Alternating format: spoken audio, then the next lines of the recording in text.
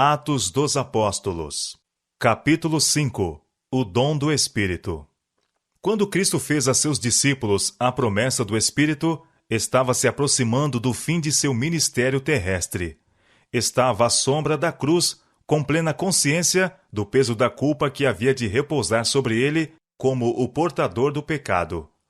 Antes de se oferecer como vítima sacrificial, instruiu seus discípulos com respeito a um dom essencial e completo que ia conceder a seus seguidores. O dom que haveria de pôr-lhes ao alcance os limitados recursos de sua graça. Eu rogarei ao Pai, e ele vos dará outro Consolador, para que fique convosco para sempre.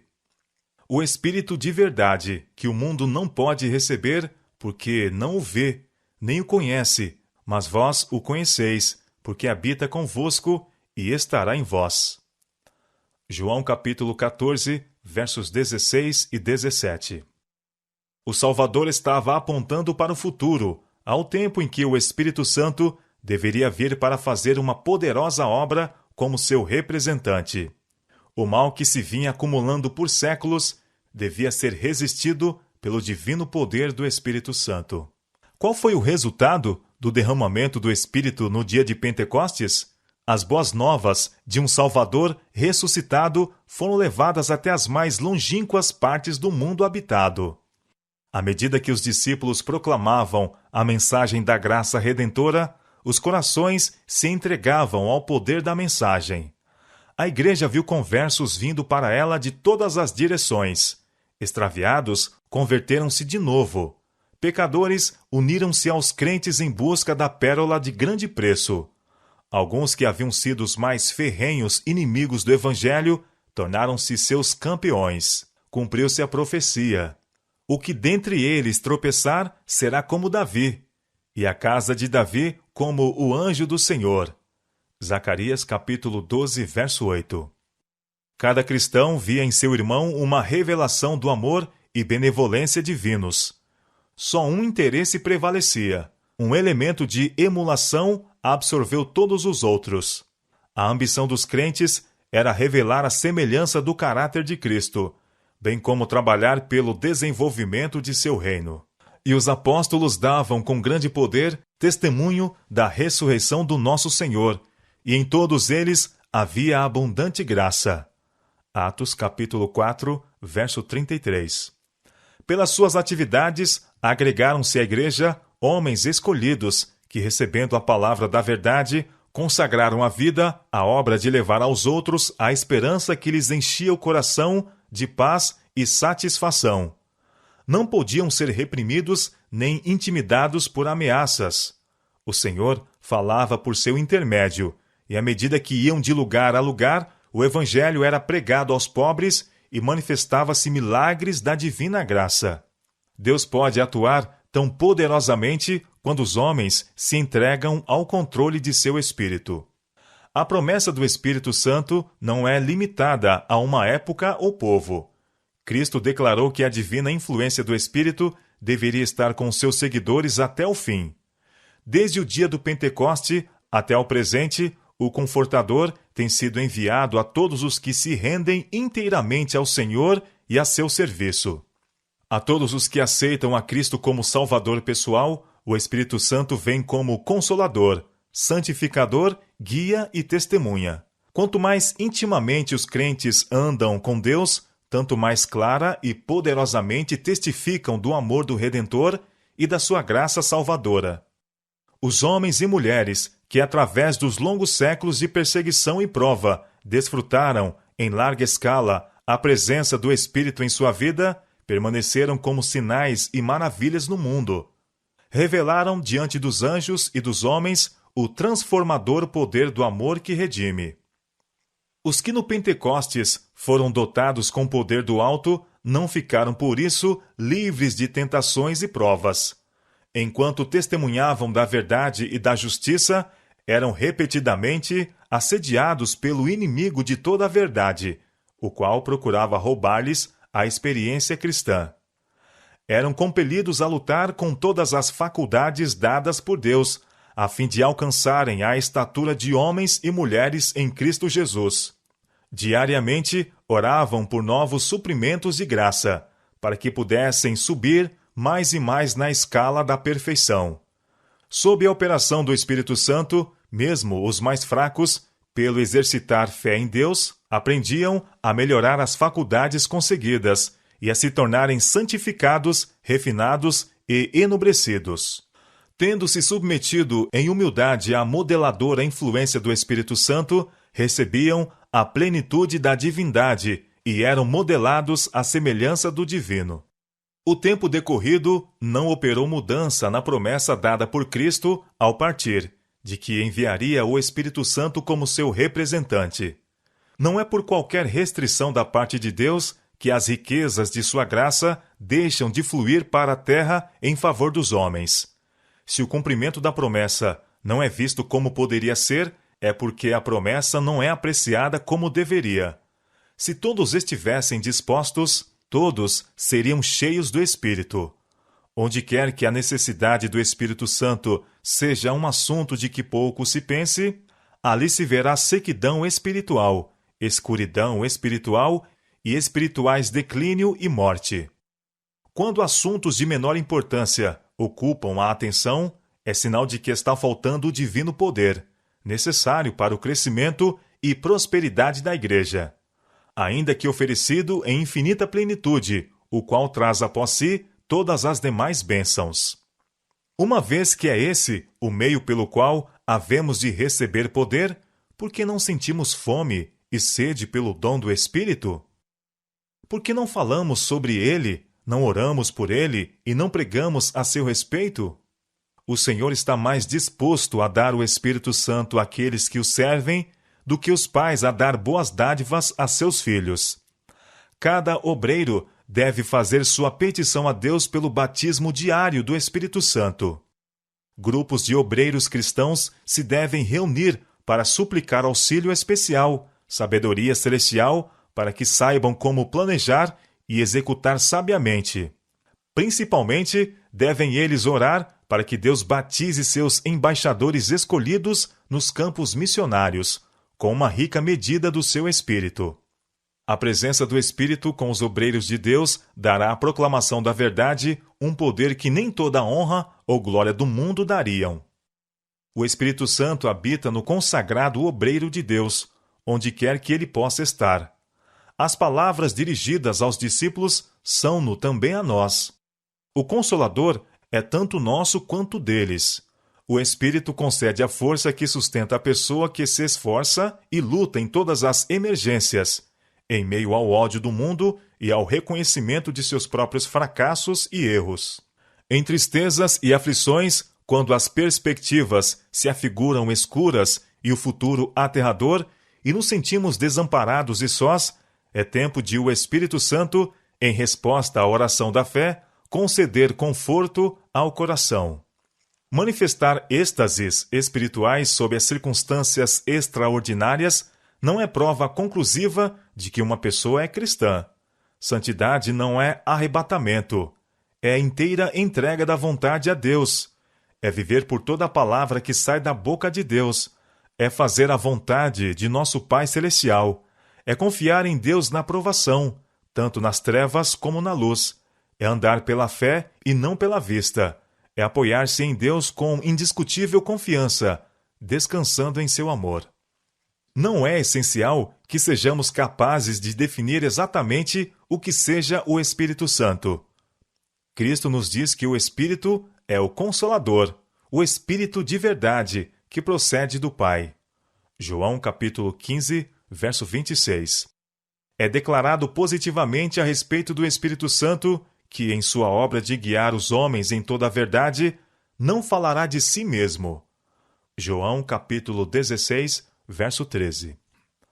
A natureza do Espírito Santo é um mistério. Os homens não a podem explicar, porque o Senhor não lhes revelou.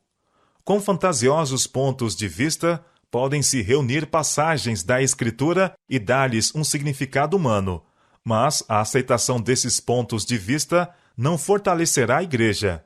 Com relação a tais mistérios, demasiado profundos para o entendimento humano, o silêncio é ouro.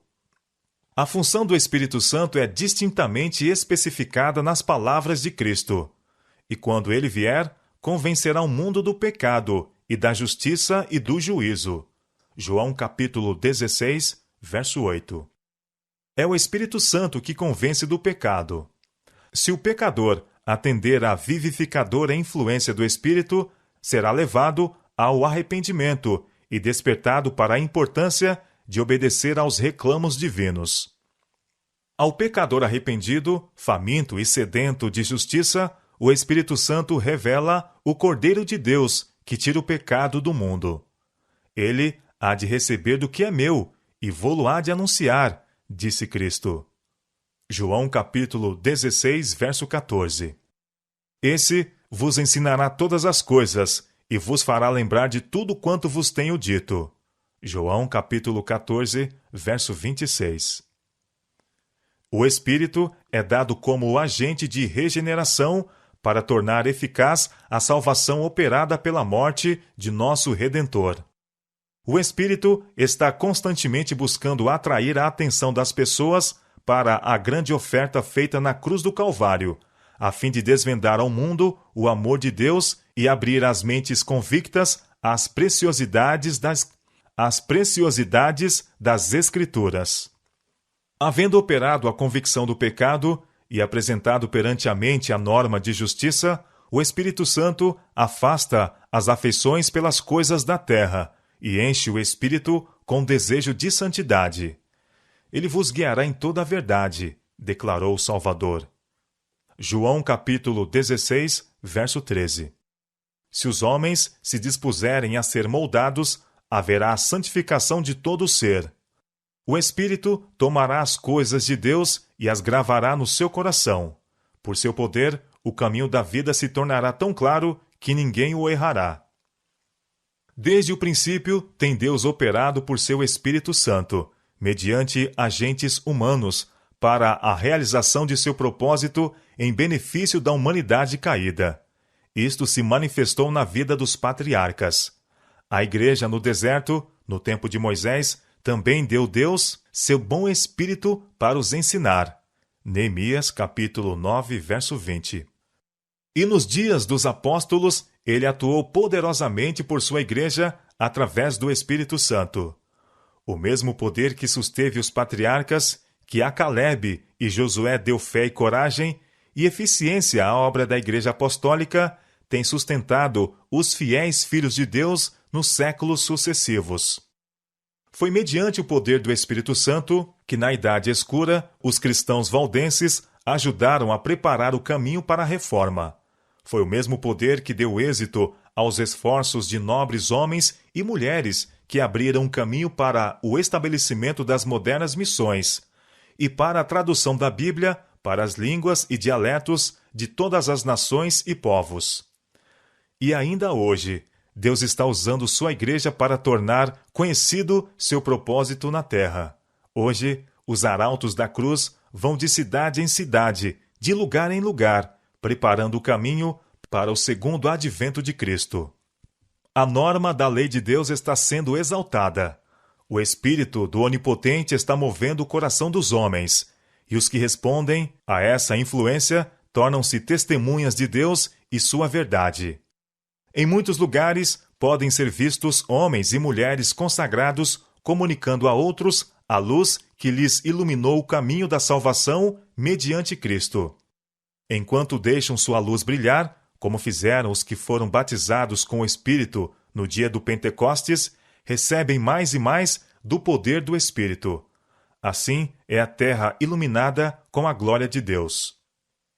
Por outro lado, há alguns que, em vez de aproveitar sabiamente as oportunidades presentes, estão esperando indolentes por alguma ocasião especial de refrigério espiritual, pelo qual suas habilidades para iluminar outros sejam grandemente aumentadas.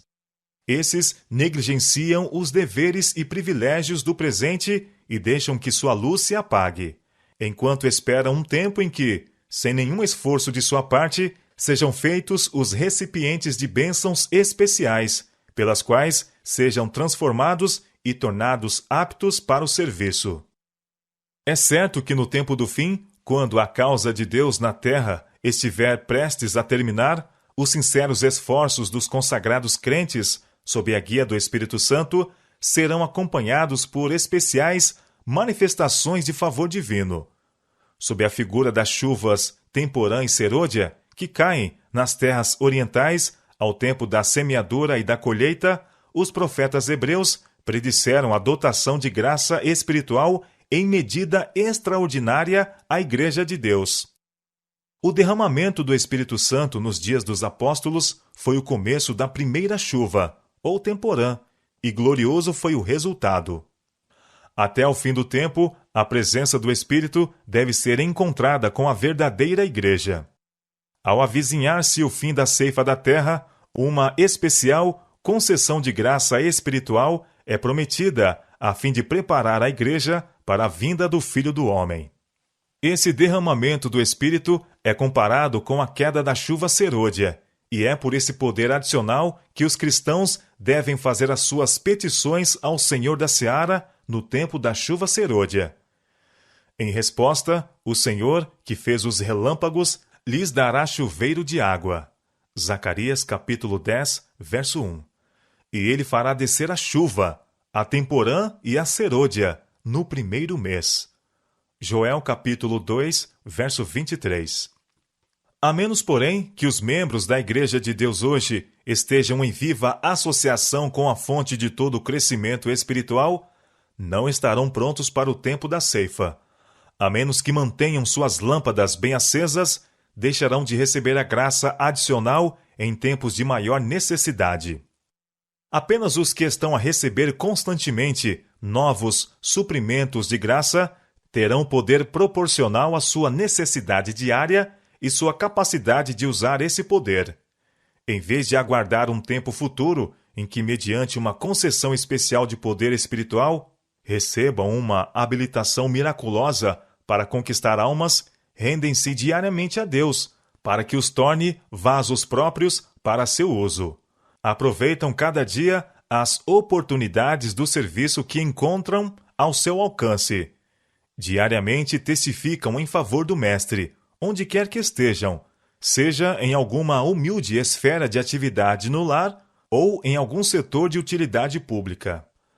Há para o consagrado obreiro uma maravilhosa consolação em saber que mesmo Cristo, durante sua vida na terra, buscava diariamente seu Pai em procura de nova provisão da necessária graça, e saía dessa comunhão com Deus para fortalecer e abençoar a outros. Contemplemos o Filho de Deus curvado em adoração a seu Pai.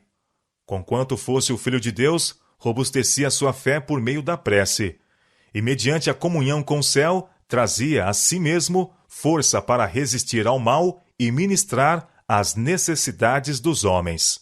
Como o irmão mais velho de nossa raça, conheceu as necessidades dos que, cercados de enfermidades e vivendo num mundo de pecado e tentação, desejam, contudo, servi-lo. Ele sabe que os mensageiros que acha por bem enviar são homens fracos e falíveis, mas a todos que se dedicam inteiramente ao seu serviço, promete auxílio divino. Seu próprio exemplo é uma garantia de que a diligente e perseverante súplica a Deus em fé, fé que leva a uma inteira confiança nele e consagração sem reserva à sua obra, será eficaz em trazer aos homens o auxílio do Espírito Santo na batalha contra o pecado.